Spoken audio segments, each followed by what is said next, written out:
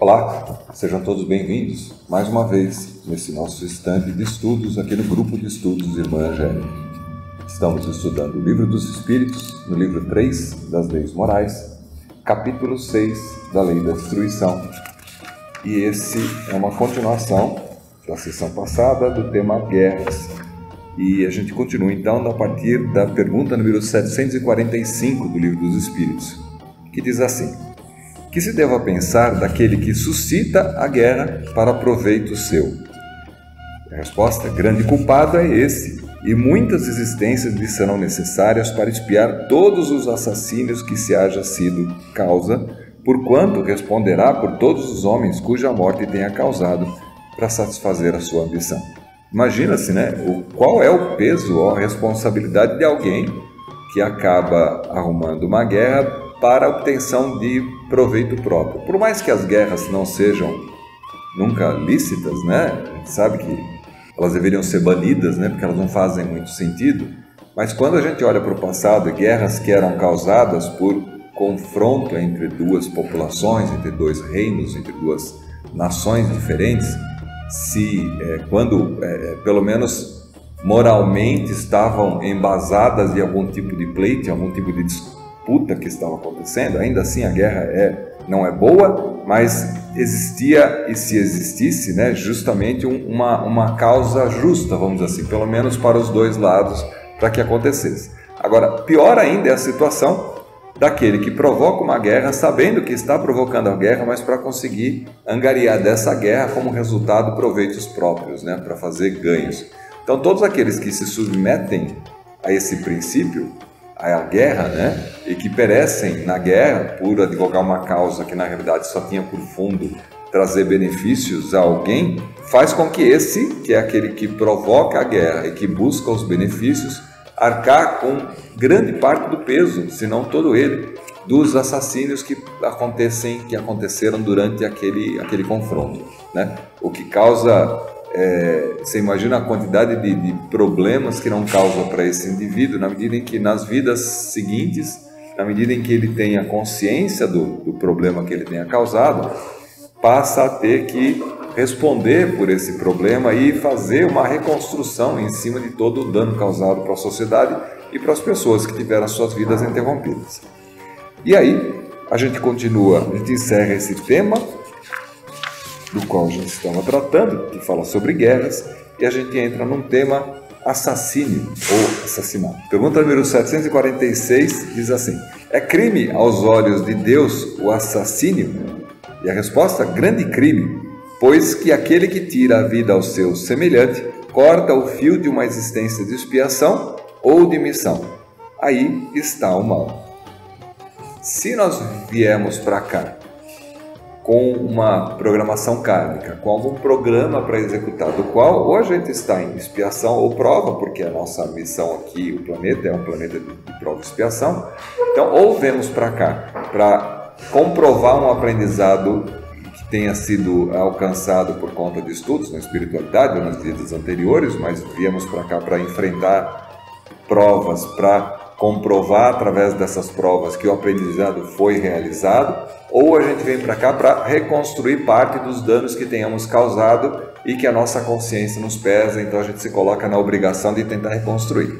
Qualquer interrupção que não seja uma interrupção natural, quer dizer, a morte natural do indivíduo, e damos aqui morte natural até por doença, mas uma morte que cumpriu todo o ciclo programático, toda a programação kármica cumprida, qualquer interrupção desse processo faz com que aquela meta que deveria ter sido atingida, aquela programação, tenha sido interrompida, causando com que aquele que deveria passar pelas provas se vê obrigado a fazer uma nova programação kármica numa próxima existência para continuar aquelas provas.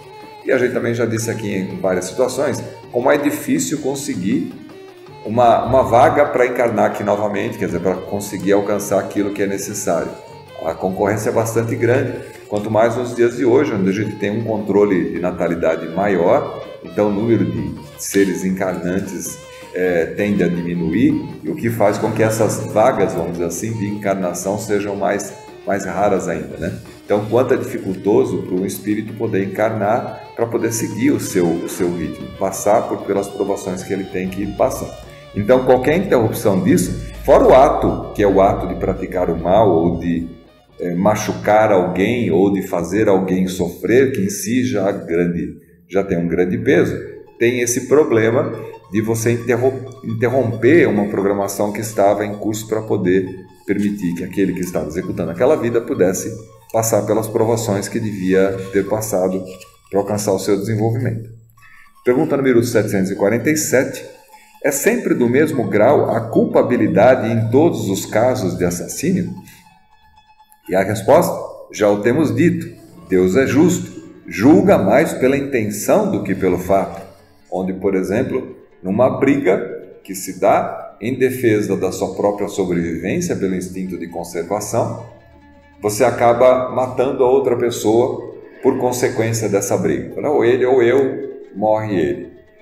Se não existia possibilidade de voltar atrás, se foi um confronto direto, como também acontece o confronto direto nos casos das guerras, também a gente já viu, quando fulano é colocado em guerra contra o outro, ele está defendendo uma causa e pode culminar necessariamente pelo assassínio do outro, que é o seu inimigo. Esse assassínio tem um peso muito menor, já que indica, muitas vezes, não um desejo de assassino, né, de assassinato, de cometer o assassinato, mas uma obrigação de cumprir uma missão que lhe foi dada, menos por prazer e mais por obrigação. Esse caso tem um peso menor do que o contrário, quando a pessoa parte para um confronto direto no desejo imediato de matar a outra pessoa, de interromper a vida da outra pessoa por raiva, por ódio, por vingança, por qualquer tipo de sentimento que seja contrário. Isso quer dizer que a intenção é sempre muito mais importante, a gente viu isso em vários lugares no Livro dos Espíritos. A intenção é muito mais importante sempre que a ação de fato.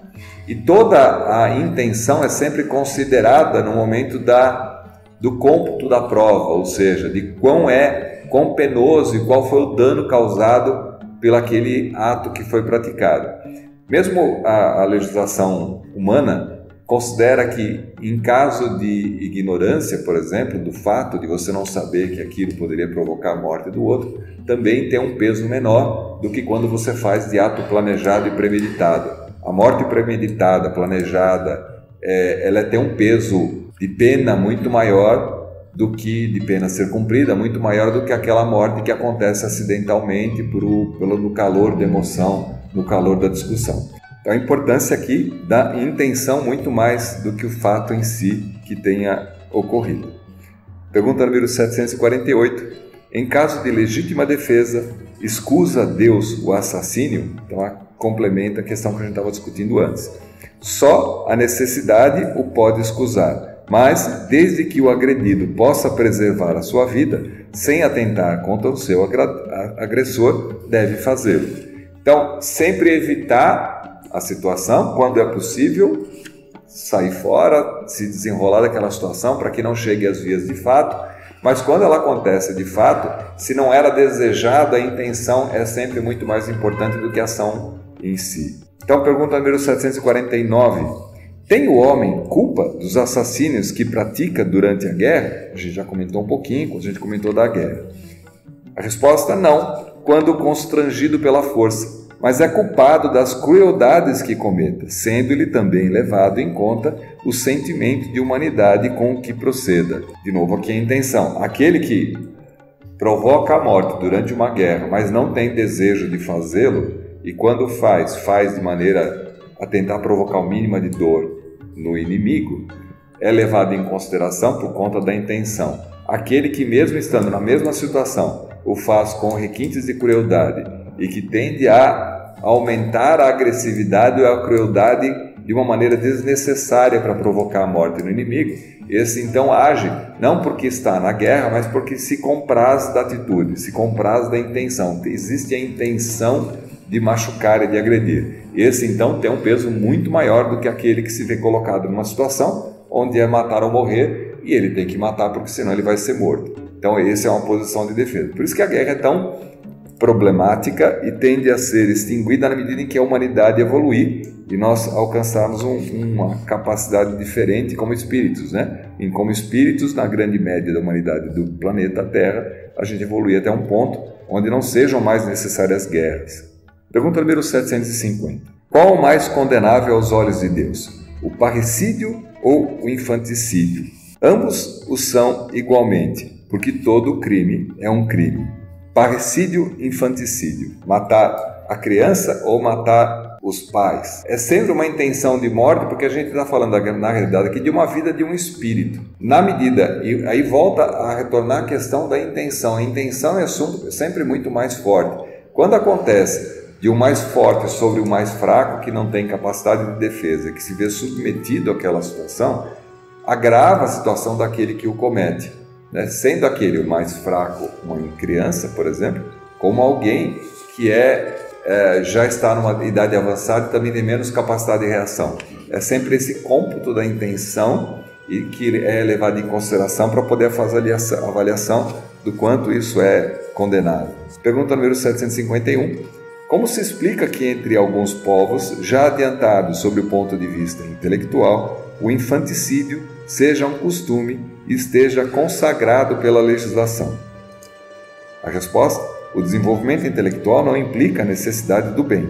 Um espírito superior em inteligência pode ser mau. Isso se dá com aquele que muito tem vivido sem se melhorar e que apenas sabe. Então, as condições aqui são colocadas de novo nessa situação. O fato de ser uma civilização mais adiantada, mais evoluída, não significa que tenha um nível de espiritualidade também mais evoluído. Espera-se que, na medida em que a gente desenvolve a nossa capacidade mental, desenvolve as ciências, desenvolvamos também o sentimento de amor ao próximo, o sentimento de proximidade, de reconhecimento do outro, já que somos mais capazes de entender determinadas coisas. Mas nem sempre isso acontece desse jeito. Muitos se desenvolvem muito intelectualmente através das ciências, do conhecimento das ciências, mas acabam usando esse conhecimento muitas vezes para a prática do mal, como por exemplo o desenvolvimento de armas, sejam elas de quaisquer tipos, né? Armas químicas, armas mecânicas.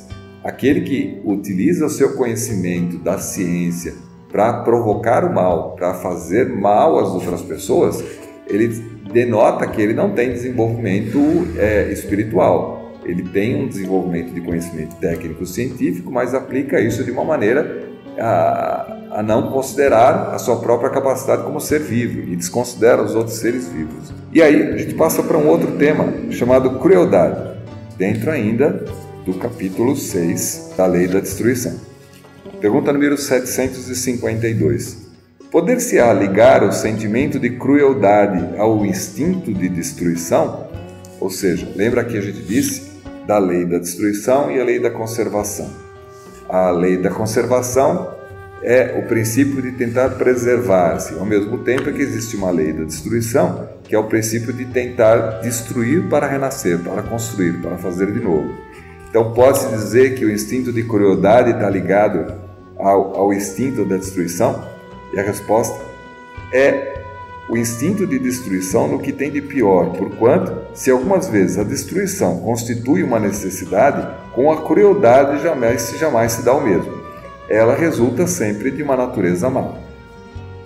Questão, né? Quando praticado com crueldade, no sentido de agravar o sofrimento do outro, mesmo que isso seja considerado, por exemplo, no caso de uma guerra, né? Onde existem guerras, existem pessoas que morrem por conta da guerra. Se os aparatos, se os mecanismos, se os instrumentos, as armas que são utilizadas de maneira a provocar mais dor e mais sofrimento naqueles que são alvo dessas armas, pior ainda é a consequência e pior é o peso desse tipo de utilização. Como se já não fosse bastante utilizar armas para matar grandes populações. Pergunta número 753. Por que razão a crueldade forma o caráter predominante dos povos primitivos? A resposta: nos povos primitivos, como lhes chamas, a matéria prepondera o espírito. Eles se entregam aos instintos do bruto e, como não experimentam outras necessidades além da vida do corpo, só da conservação pessoal, cogitam, e é o que os torna em geral cruéis. Ademais, os povos de imperfeito desenvolvimento se conservam sob o império dos espíritos também imperfeitos, que lhes são simpáticos, até que povos mais adiantados venham destruir ou enfraquecer essa influência. E aqui vale fazer uma pequena observação aqui. A impressão que dá é que todos os povos primitivos têm um caráter de crueldade predominante. E a gente vê que não é bem assim. Existem muitos povos primitivos que têm uma característica menos desenvolvida de espiritualidade, mas que, por serem mais primitivos, têm um equilíbrio muito grande em relação à vida da natureza. Então, logicamente, quando se trata para esse ser, vamos dizer assim, que está colocado nessa categoria de povos primitivos como menos evoluídos, para esse ser que encontra um outro que ele não tem consciência do que é e que ele teme, porque ele teme pela sua própria vida em relação ao inimigo que ele encontra como inimigo, é natural que ele haja muito mais brutalmente, mas muito mais por medo do que ele tem a enfrentar do que por consciência e crueldade. Como ele diz aqui, espíritos mais simples, menos desenvolvidos, até por um alinhamento vibracional, vibram e se encontram muito mais facilmente com espíritos também da mesma linha, menos desenvolvidos.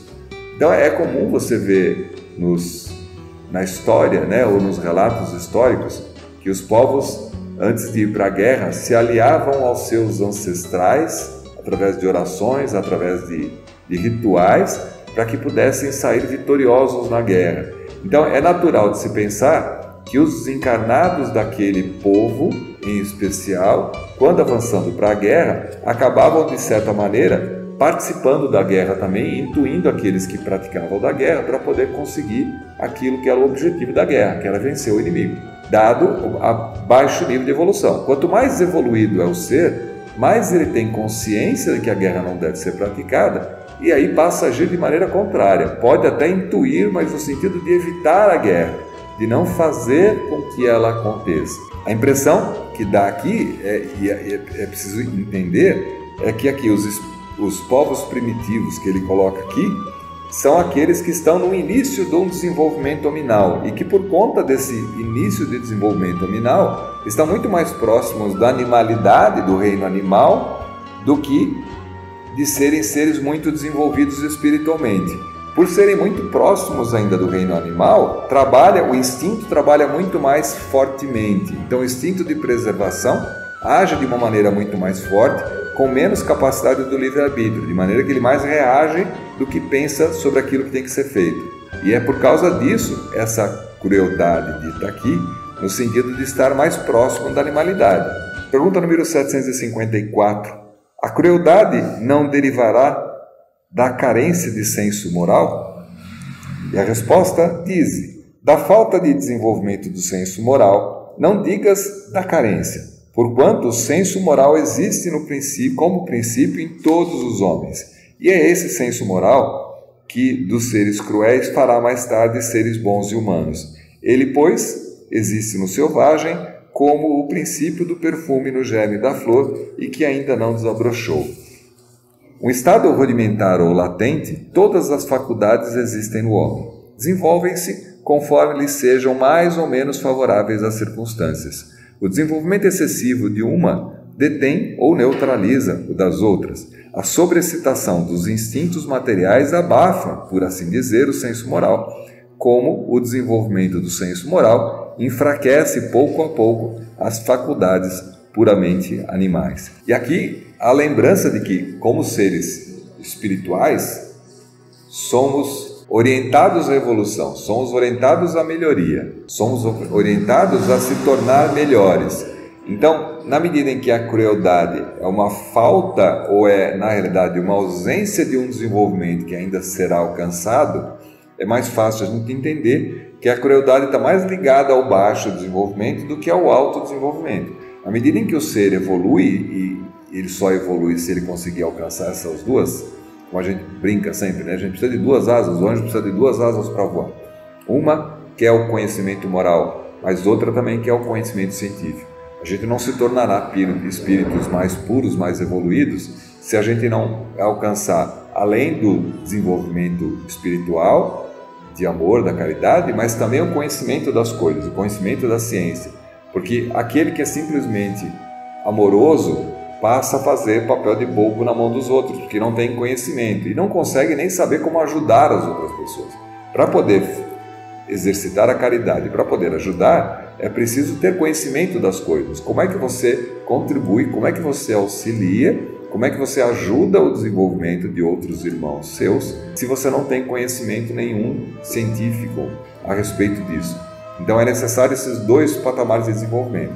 Então, como a gente disse, e ele leva nas questões anteriores, não necessariamente o desenvolvimento científico, mental, está ligado ao desenvolvimento completo do ser. Mas, para que o ser seja desenvolvido, ele tem que ter necessariamente os dois tipos de conhecimento, o conhecimento moral e também o conhecimento científico. Então é necessário que o ser, para poder evoluir, ele se desenvolva na integralidade, na sua completude.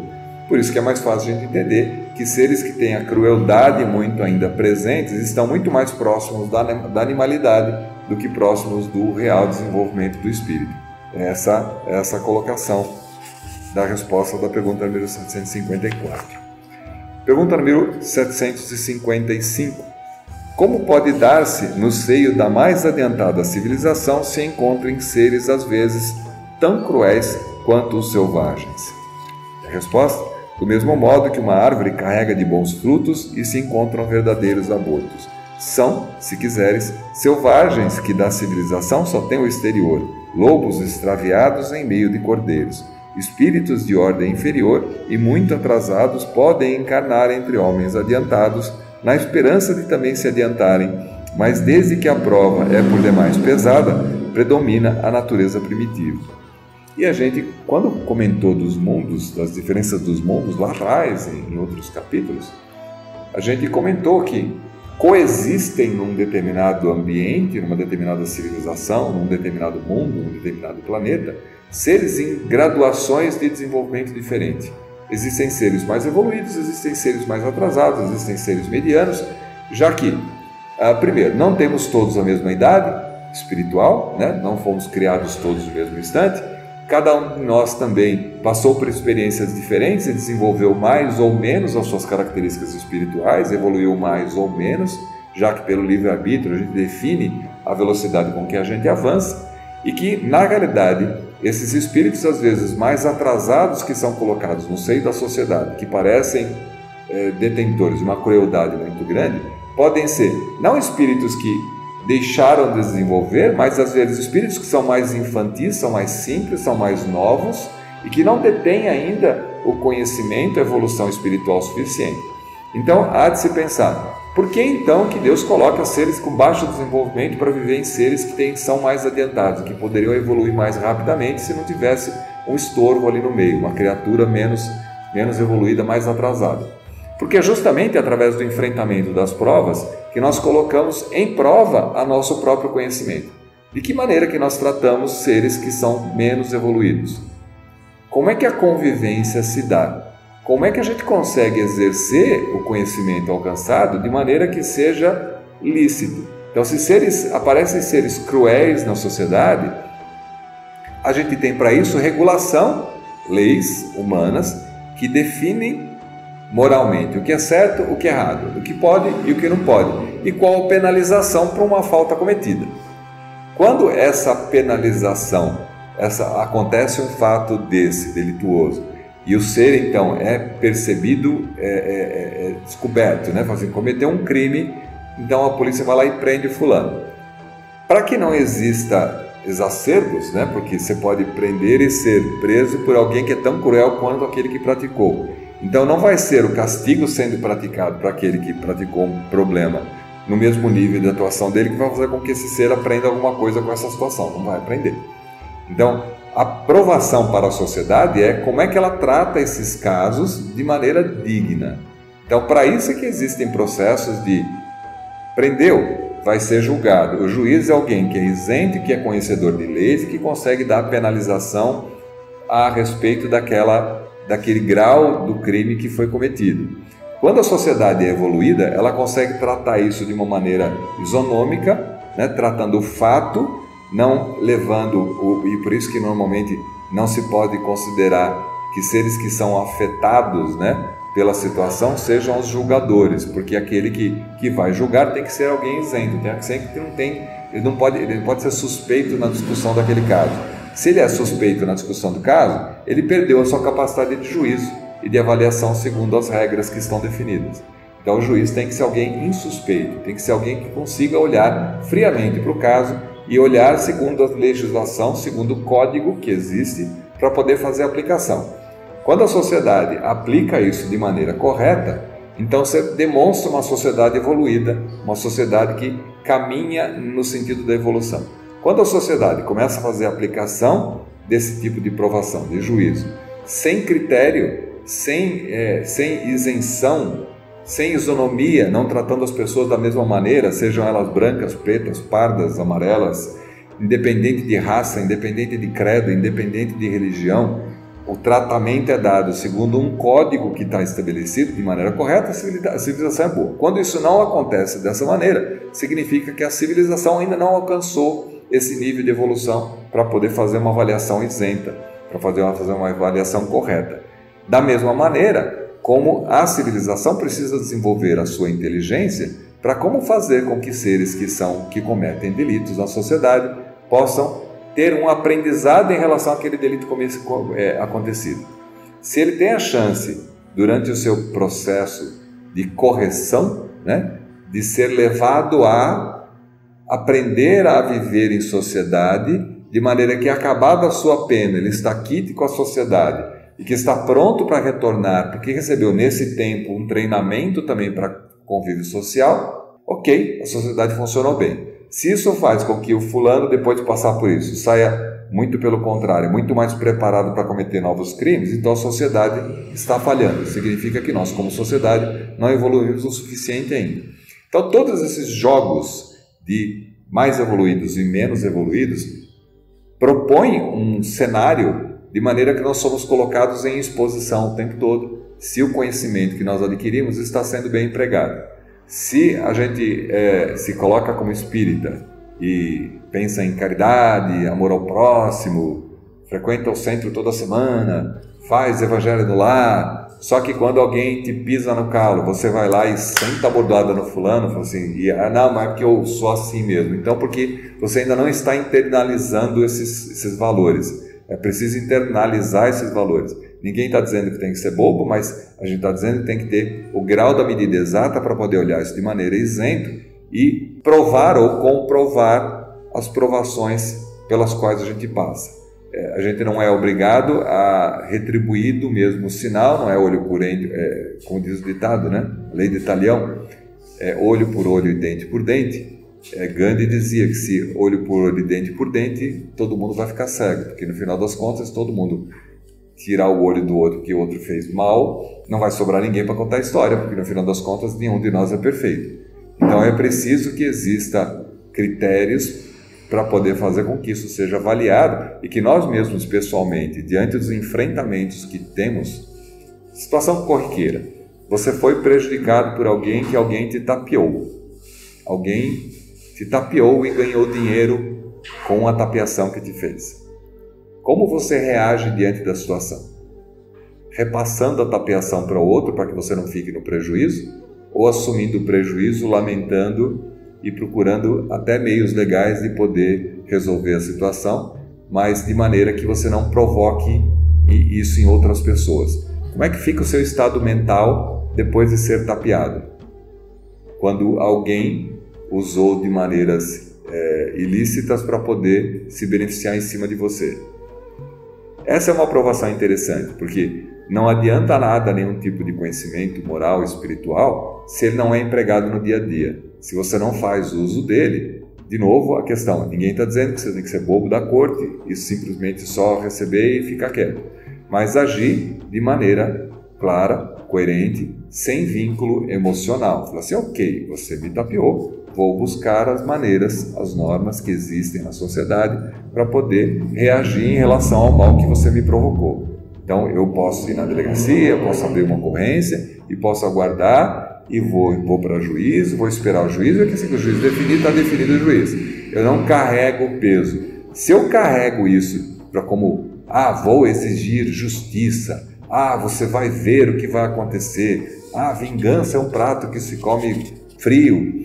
Então, essas questões demonstram que, na realidade, o espírito está muito mais preocupado em devolver, rebater aquele mal que tenha recebido de maneira que não seja pego, o que demonstra que não tem nenhum tipo de evolução ali. Assim, quando existe, fala assim, ok, você me...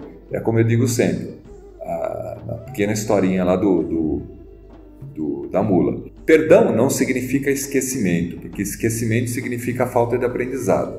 Então, se perdoar fosse esquecer, você cometeria o erro todas as vezes. E para exemplificar, tem a historinha da mula. Fulano passa atrás da mula, e a mula, como sinal de proteção, sabendo que tem alguém passando atrás, escoiceia o pobre do coitado que está passando atrás. Então você fala, bom, é só uma mula, eu perdoo a mula, porque afinal de contas era uma mula. Agora, se perdoar é esquecer, você vai tomar um coice por dia. Se perdoar é não esquecer, mas aprender com a situação, você vai aprender que não pode passar atrás da mula. E por causa disso, você vai tomar cuidado para evitar passar atrás da mula. Ao mesmo tempo, você não vai espancar a mula, não vai matar a mula, porque a mula é mula, ela está reagindo dessa maneira. A gente encontra várias mulas na nossa vida social, né? Então, quando a gente reconhece que o fulano é só uma mula e que ele vai continuar agindo assim, porque ele ainda não reconhece que aquilo é errado, o afastamento, sem que isso gere rancor, gere raiva, desejo de vingança, de provocar o mal na mesma medida em que você foi afetado, significa um aprendizado, significa, tá bom, vou tomar cuidado com essa coisa, não faço mais desse jeito, não lido mais com fulano de tal, não chego mais tão perto dele. Me lembrou uma historinha da família de porcos-espinhos, né? Então existia uma família de porco-espinho, que estava lá toda a família de porco-espinho lá vivendo e tudo bem. Aí foi chegando o inverno, o frio foi aumentando, então os porcos-espinhos na toca começaram a sentir frio e começaram a se aproximar uns dos outros para poder compartilhar o calor do corpo. Só que são porcos-espinhos. Então, à medida que os porcos-espinhos se aproximavam uns dos outros, os espinhos de uns feriam os outros, né? Porque começa a encostar, então os espinhos se ferem. Então eles se afastavam, porque machuca, afasta. Só que o frio era muito grande, então eles voltavam a tentar se encontrar de novo para poder compartilhar o calor mínimo que fosse possível de compartilhar. Então, o segredo dessa história é a família de porco-espinho aprender a ficar tão perto quanto possível para compartilhar o calor, sem que os espinhos seus firam os outros e sem deixar que os espinhos dos outros firam a você. Então, essa é uma boa regra, uma comparação, porque no final das contas somos todos porcos-espinhos. Nenhum de nós é perfeito. Ninguém está aqui em missão na Terra como um homem de bem que veio fazer tudo certo. Nós temos nossas incapacidades, nossas imperfeições e às vezes os nossos espinhos agridem muito as outras pessoas. Então o segredo da convivência está em se aproximar o suficiente para compartilhar o calor, compartilhar a questão da convivência, de maneira que a gente não se deixe ferir pelos espinhos dos outros e nem fira os outros com seus próprios espinhos. É guardar o seu metro quadrado, né? Guardar a distância para que você possa, através do convívio, contribuir com os outros, mas não se deixar ferir. Isso é aprendizado. Se os porcos-espinhos não tivessem aprendido, se perdão fosse esquecer, eles continuariam se picando todos os dias. Estariam todos feridos. Então, eles aprendem porque eles aprendem uma maneira de conviver com a situação, de maneira que você possa conviver com os defeitos dos outros. Assim devemos fazer. Então, esse é um grande exemplo que mostra, primeiro, que somos todos imperfeitos aqui, temos seres em evoluções em níveis diferentes no planeta, vivendo conosco, uns mais evoluídos, outros menos evoluídos. Às vezes a gente fica com a sensação de que está tudo indo para trás, que está tudo atrasado, que a gente piorou, porque no final das contas, infelizmente, ainda nos chama a atenção e vem de notícia o mal feito, o errado. Então a gente fica com a sensação de que só o mal feito, só o errado existe, de tantas notícias ruins que a gente colhe por aí. Mas é um desejo mórbido que nós temos de procurar notícias ruins, porque só existem notícias ruins porque são elas que vendem notícias, são elas que chamam a atenção. Não chama a atenção alguém que está fazendo uma obra de caridade, aquele que se está tratando por uma população mais pobre, aquele que está dedicando a sua atenção em fazer ajudar os outros. Mesmo porque o próprio Evangelho recomenda, né, que a sua mão direita não sabe o que faz a mão esquerda. Então, normalmente, os quietinhos são aqueles que estão tentando arrumar a vida, tentando ajudar os outros. Aqueles que fazem muito estardalhaço, fazem muito barulho, são aqueles que ou estão tentando se vender uma imagem que não possuem, ou porque se comprazem com o problema, com o erro, e chamam a atenção, gostam de ser o centro das atenções. Então, é só a gente ter essa medida para que a gente possa... A comparação que eu costumo fazer sempre é assim: se o mundo não estivesse evoluindo, né? Porque essa questão, o mundo está retroagindo, tem muita coisa ruim, é o fim do mundo, onde é que o mundo vai parar desse jeito? Para um pouco de pensamento e volta 500 anos e compara o que era 500 anos atrás. Compara o que é 100 anos atrás. Compara os valores morais que a sociedade tinha, os valores morais que a sociedade tem hoje. Como é que isso evoluiu? Mas não tinha essa roubalheira. Não tinha? Será que não tinha ou será que ninguém via? Ou será que não se comentava? A gente sabe que quanto mais próximo da animosidade, quanto mais próximo da animalidade, menos desenvolvido o ser, mais características mais brutas ele vai ter, mais proximidade com a matéria. Quanto mais avançada a sociedade, menos proximidade com a matéria, mais sutil vai ser. O que acontece é que hoje a gente tem maior visibilidade dessas questões, nos chama mais atenção, justamente porque moralmente isso para a gente é muito errado. O que no passado não era e que se passava despercebido. E era extremamente normal com que certos problemas acontecessem, como, por exemplo, o marido batesse na mulher, era a coisa mais comum do mundo. E digno de nota. Não, o cara mantém lá, tá vendo? A casa dele em paz, à base de porrada, né? Hoje não se aceita mais isso. Isso demonstra como nós evoluímos como sociedade, como certos fatos que então eram aceitáveis mudaram. Os conceitos morais mudaram, o que significa uma evolução para a sociedade. E criamos que isso continue na sua evolução. Então, o otimismo vem no olhar, na direção de que o planeta Terra passa de um momento de prova e expiação para um mundo de regeneração, que é um mundo melhor. Só que essa transformação acontecerá, está acontecendo, só que ela não se dá em 100, 200, 300 anos. Ela leva 1000 anos para se transpor de um patamar para outro patamar. E as coisas borbulham. E esse calor em que todos nós somos colocados é justamente para provocar em nós, para provar em nós o quanto de conhecimento espiritual já adquirimos, para saber como é que a gente reage diante das dificuldades que a vida da sociedade nos traz. Bom, a gente fica por aqui, a gente retorna então na próxima semana com a continuação do capítulo 6 da Lei da Destruição, do livro 3 das Leis Morais, do Livro dos Espíritos. Até lá!